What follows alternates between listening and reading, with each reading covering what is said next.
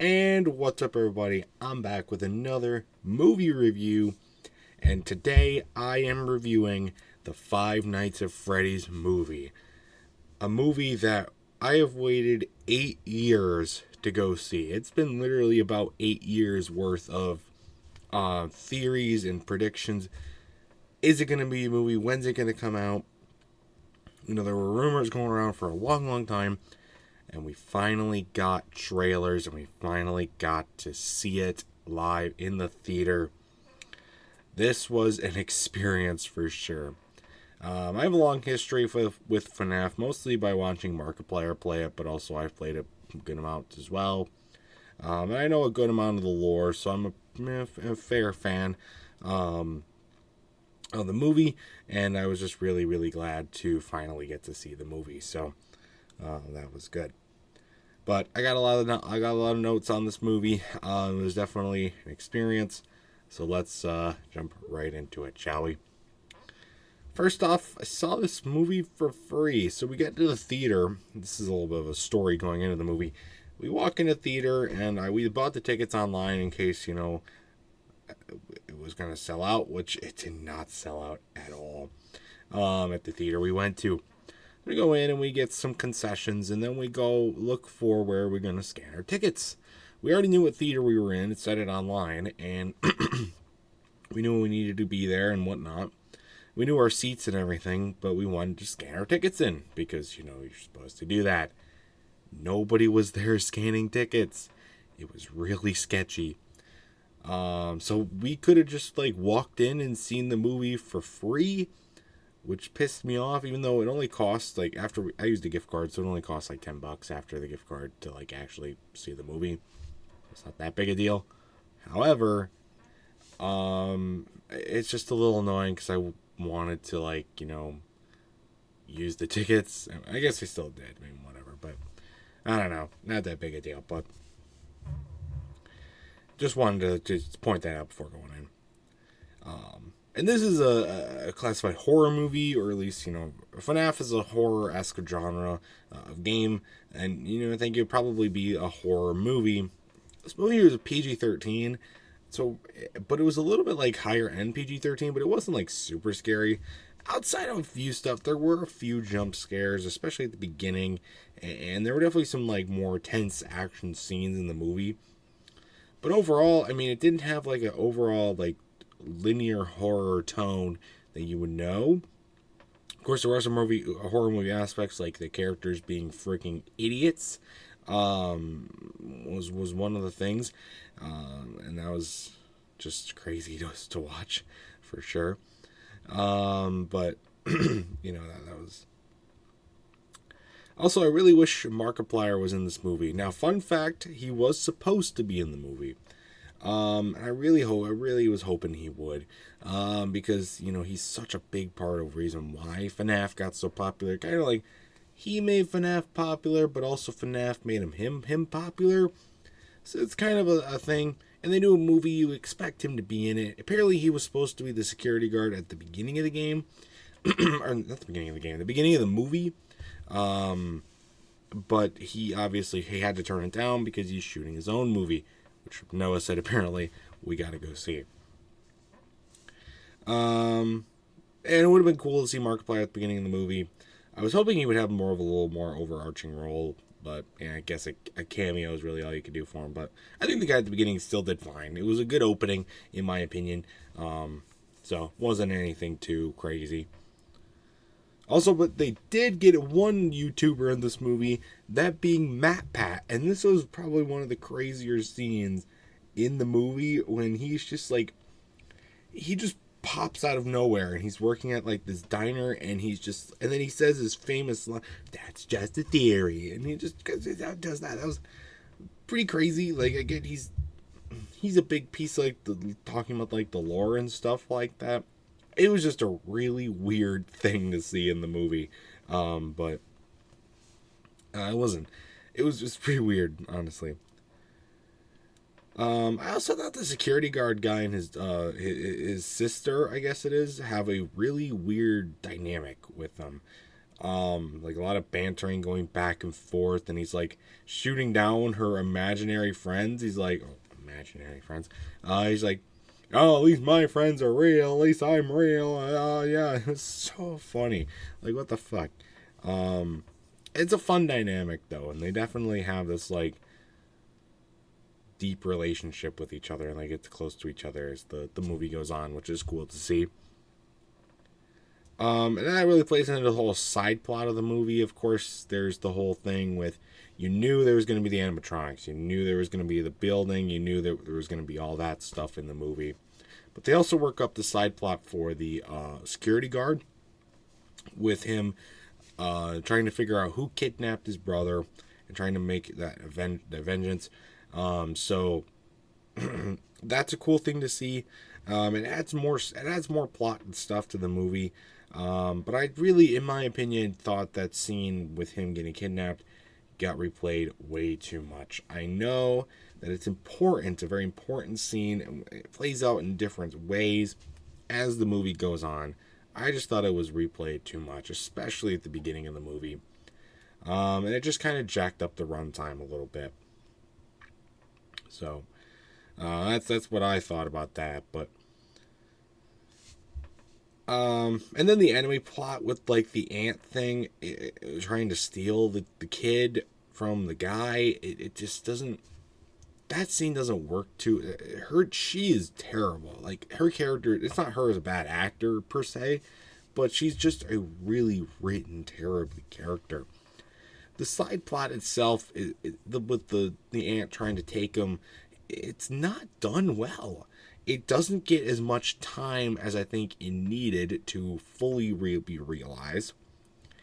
All of the whole thing with like the restaurant scene and the ant planning to sabotage the restaurant in order to make Mike look bad, and then breaking in and stuff like that, that all happens really quickly, and it just is never. And then the ant is kind of like left there and to just like be a part of the movie for another while, and then she just like goes really quickly. It's really, really weird. It just does not work too great in my opinion. It is just not worked on very well. And of course, I mean, it's not like the overarching thing of the movie, but like, why introduce it if you're just gonna not let it get what it needs? There were more kills than I thought there would be in this movie. I did not expect the cupcake to get all the kills either, like most of the kills. So that was crazy. But I did think overall there was a good amount of them. And again, that was where I think the PG-13 was really getting pushed. Because they showed how the bite of 87 actually happened, and they showed, they showed it, stuff like that, and so the other guys getting mauled and stuff like that. So it was definitely a little more extreme than I was thinking with the rating, but I think it was good. I think that was a good piece of it. Overall, though, I did think the animatronics looked good. They looked really good in my opinion. They don't do as much horror stuff as I would have thought. The main piece where they really excel, in my opinion, with the horror is when those people break in and try to vandalize the place, and they do all this sort of haunting stuff. I think that's where it works the best, in my opinion. You get to see them just do that, and it's really, really cool. So, but all the characters, all of them are represented from the first game, are represented pretty well. We get a lot of Foxy, we get a lot of Bonnie, we get a lot of Chica, a lot of the cupcake too, which I was not really expecting, and a lot of Freddy, obviously. There was a good bit of Golden Freddy as well later on in the movie, and it took me a while though to realize that it was Golden Freddy, because it wasn't actually golden. It was regular Freddy colors, but a little bit mangled up, and then they also hint that it's not Freddy, aka it's Golden Freddy.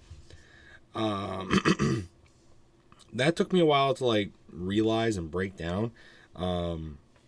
Though this movie really did focus on only the animatronics from the first game.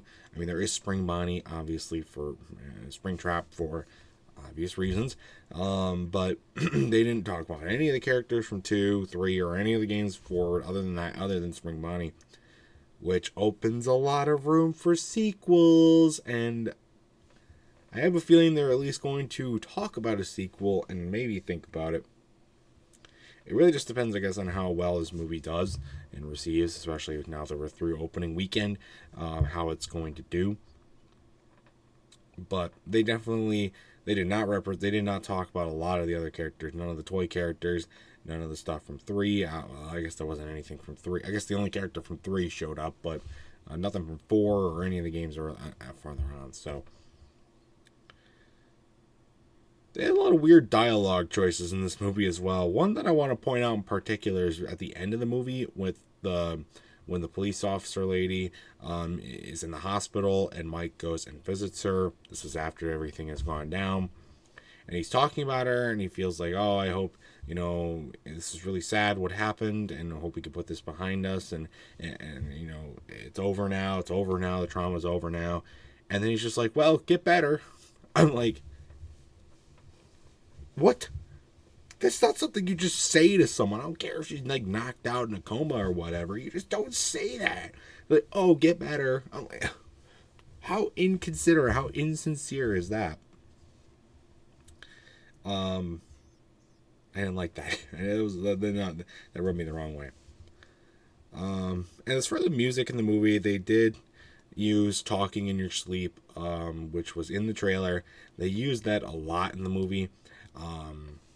And it's a good song, sure, so it wasn't a bad choice in my opinion, but they didn't really get a lot of other songs. Of course, they did do Five Nights at Freddy's by the Living Tombstone. That's in the credits, which I think was really cool to add that into the movie. But I thought, in my opinion, it would have been cool if they'd maybe done a few other songs.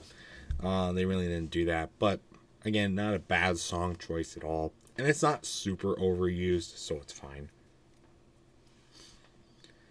And overall, this is a film dedicated for the fans. There's a lot of lore that you can connect with the movie, but you also kind of got to know it going in to understand it. With the police officer being the William Afton's daughter, and a guy actually being William Afton. Why the guy is named Mike Schmidt, or the stuff with the animatronics, or with the location, and like a little bit of more subtle references with the girl. There's a lot of stuff that you just gotta know going in. Even as a fan of the games myself, knowing a good amount of the lore, I wasn't able to break it all down. There's a lot of cool Easter eggs in the movie and a lot of cool references that you just kind of gotta get. Which is why, in my opinion, that's why I think this movie is doing really well with the fans, but terrible with the critics, because the critics don't understand the lore that's put into this movie. So it's hard for fans, for people who just want to go see the movie, who never played the games before.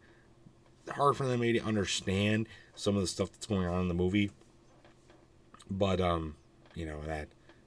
but I was able to get most of it, so. It's definitely not like a great movie, but it's far from terrible.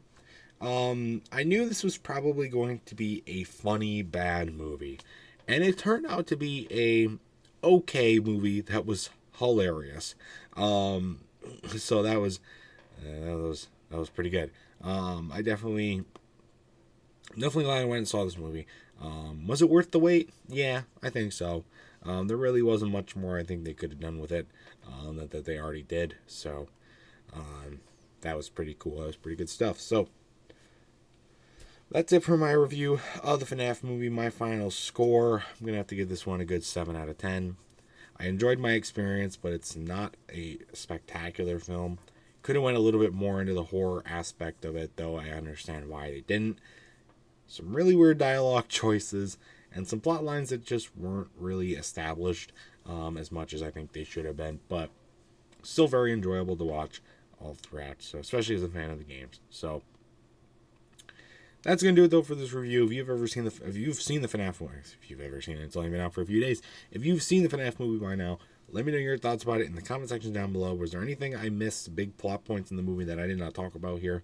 I'd love to know, again, your thoughts about them and your thoughts about the movie as a whole, and stuff like that. What Easter eggs from the game that I missed too that I didn't get to see? But it's gonna do though for this review. Stay tuned for much more amazing content, including more movie reviews and other awesome stuff.